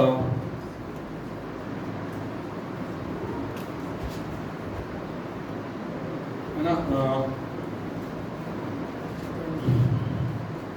उसके बाद जो है 1000 वर्ष का समय होगा, है ना। 1000 वर्ष के लिए क्या होता है, जो एंटी क्राइस्ट है और जो फॉल्स प्रॉफिट है ना। एंटी क्राइस्ट जब उठेगा, एंटी क्राइस्ट के बाद ही जो है फॉल्स प्रॉफिट भी उठ जाएगा, है ना। कितना समय बाद या साथ साथ मुझे पता नहीं, लेकिन लगभग जब एंटी क्राइस्ट आएगा तो एंटी क्राइस्ट को प्रमोट करने के लिए, जैसे पवित्र आत्मा में सहायता मदद करता है कि हम प्रभु यीशु मसीह की आराधना करें, तो उसके नाम को ज्यादा महत्व दिलाने के लिए क्या होगा? False prophet. जब हम प्रकाशित वाक्य में पढ़ते हैं तो ऐसा लिखा है कि समुद्र के बीच में से मैंने उस जंतु को देखा, वो एंटी क्राइस्ट है। फिर लिखा है और उस भूमि में से from the land another one came, और वो क्या है? फॉल्स प्रॉफिट है। इसलिए वो जो शब्द वहाँ पे इस्तेमाल होता है, इसका बहुत सारे लोग कहते हैं कि जो एंटी क्राइस्ट होगा he will also come from the land of Palestine, Palestine से निकलने वाला एक व्यक्ति होगा। और एंटी क्राइस्ट के बारे में बोलते हैं he will come from Romeo के उधर से होगा ना। उसकी कई कई स्टडीज है, बहुत गहन अध्ययन है, उसमें हम जाएंगे नहीं। लेकिन क्या होगा जब प्रभु बादलों से फिर आएगा तो क्या होगा?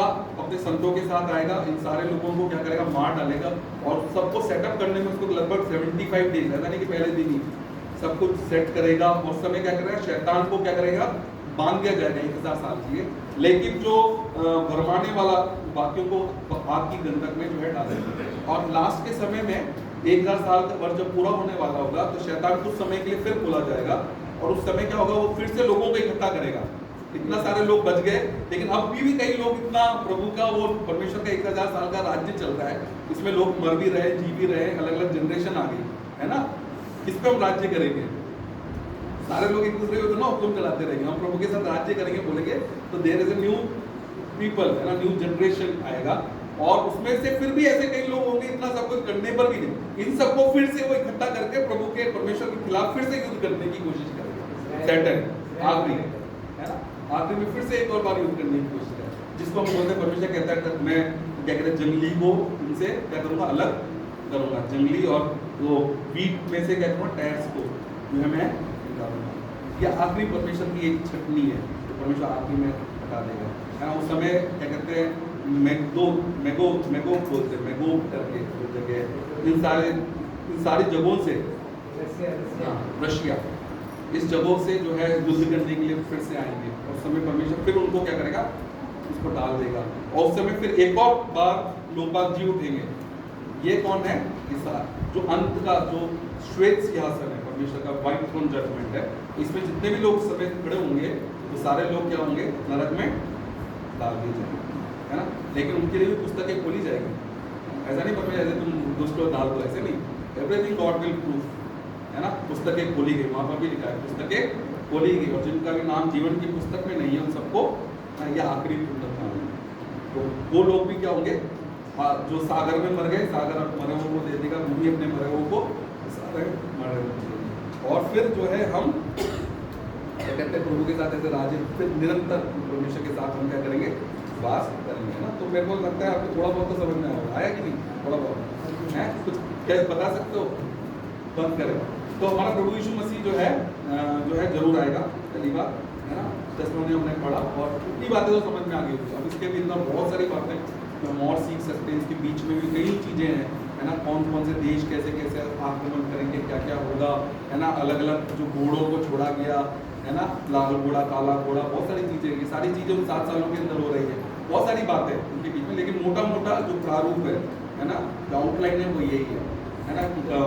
और प्रभु यीशु मसीह हमारा जरूर आएगा और जरूर आने वालों के लिए एक प्रतिफल भी है। जो प्रभु यीशु मसीह की बाट जो होते हैं उनके लिए एक प्रतिफल है। क्या है पता है किसी को? क्राउन्स है ना, बाइबल में हम क्राउन्स पढ़ते हैं। जब प्रभु आएगा तो हमें क्या देगा, मुकुट देगा। तो जो प्रभु के लिए बाट जोते हैं उनके लिए कौन सा मुकुट है? जीवन का कौन सा मुकुट है? कोई पढ़ो, इतना समय नहीं है। दूसरा तिमोथेयु 4 उसका 8 है। दूसरा तिमोथेयु 4 का 8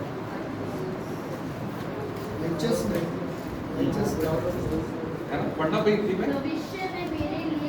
भविष्य में मेरे लिए वो धर्म का मुकुट रखा गया है, और ना केवल मेरे लिए लेकिन हर एक के लिए जो उसकी क्या करना है, क्या करता है लॉइसू?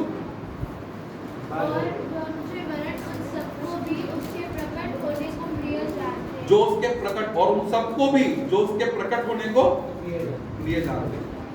तो हमें कम से कम ये वाला मुकुट होना नहीं चाहिए। और हमारी प्रार्थना क्या होनी चाहिए? बाइबल की अंतिम प्रार्थना क्या है पता है?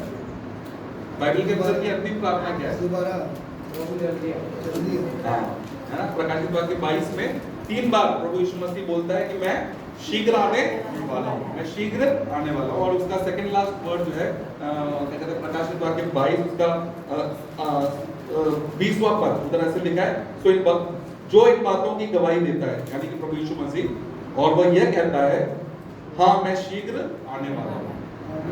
फिर लिखा है तब यूहन्ना बोलता है आमीन हे प्रभु यीशु। है ना, तो हमारी प्रार्थना क्या होनी चाहिए?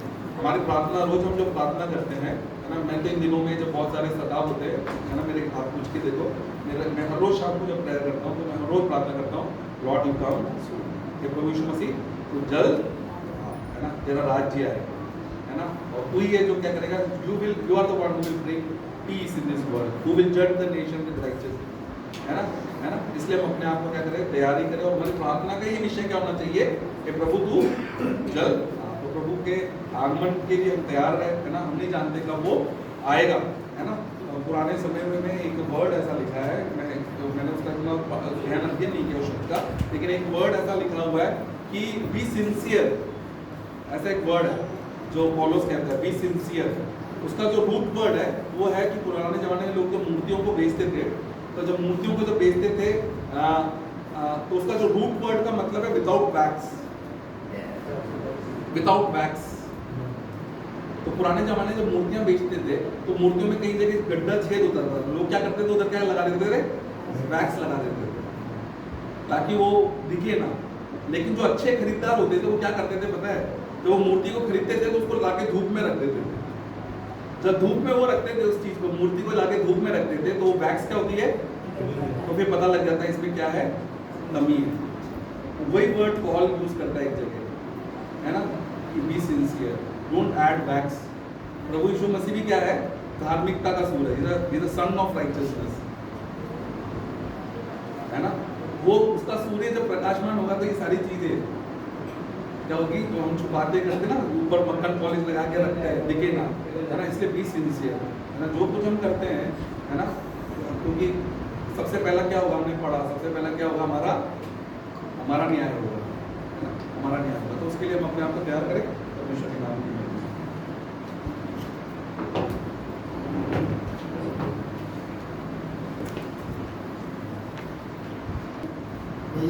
भैया से सुना और वचन सुनकर हम आनंदित हैं, क्योंकि बहुत सारे क्लेशों के बारे में सुना, लेकिन हमें इस बात का याद है कि किसी भी क्लेश में हम लोग नहीं होंगे, है ना। क्योंकि सबसे पहले पुनरुत्थान के साथ ही हम उठा लिए जाएंगे। तो कितना सौभाग्य है, हम उस युगानुयुग तक हम क्या करेंगे, राज करेंगे। तो ऐसा सौभाग्य उस महान परमेश्वर ने हमें दिया है। तो हमको जब समय वो पृथ्वी पर देता है तो हम उसकी स्तुति करें और उसके नाम की महिमा करें। इस सेशन को हम वाइंड अप करेंगे और मैं रसिक भाई से आग्रह करूँगा कि वो प्रार्थना करें ताकि ये जो पहला सेशन है उससे हम थोड़ी देर के लिए ब्रेक। रसिक आ जाओ।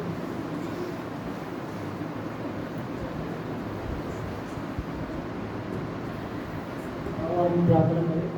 धन्यवाद धन्यवाद धन्यवाद करते प्रेम पिता परमेश्वर, दयालु अनुग्रहकारी पिता परमेश्वर, धन्यवाद करते पिता ये सुंदर सा समय के लिए आपका चरण में कोटि कोटि प्रणाम करते पिता। आज के दिन के लिए पिता परमेश्वर प्रभु सुबह से लेकर अभी तक संभाल कर रखा पिता। धन्यवाद करते पिता परमेश्वर प्रभु जी पिता इस प्रोग्राम के लिए धन्यवाद करते पिता परमेश्वर प्रभु। आज पिता आपका पवित्र भवन में इकट्ठा किया पिता।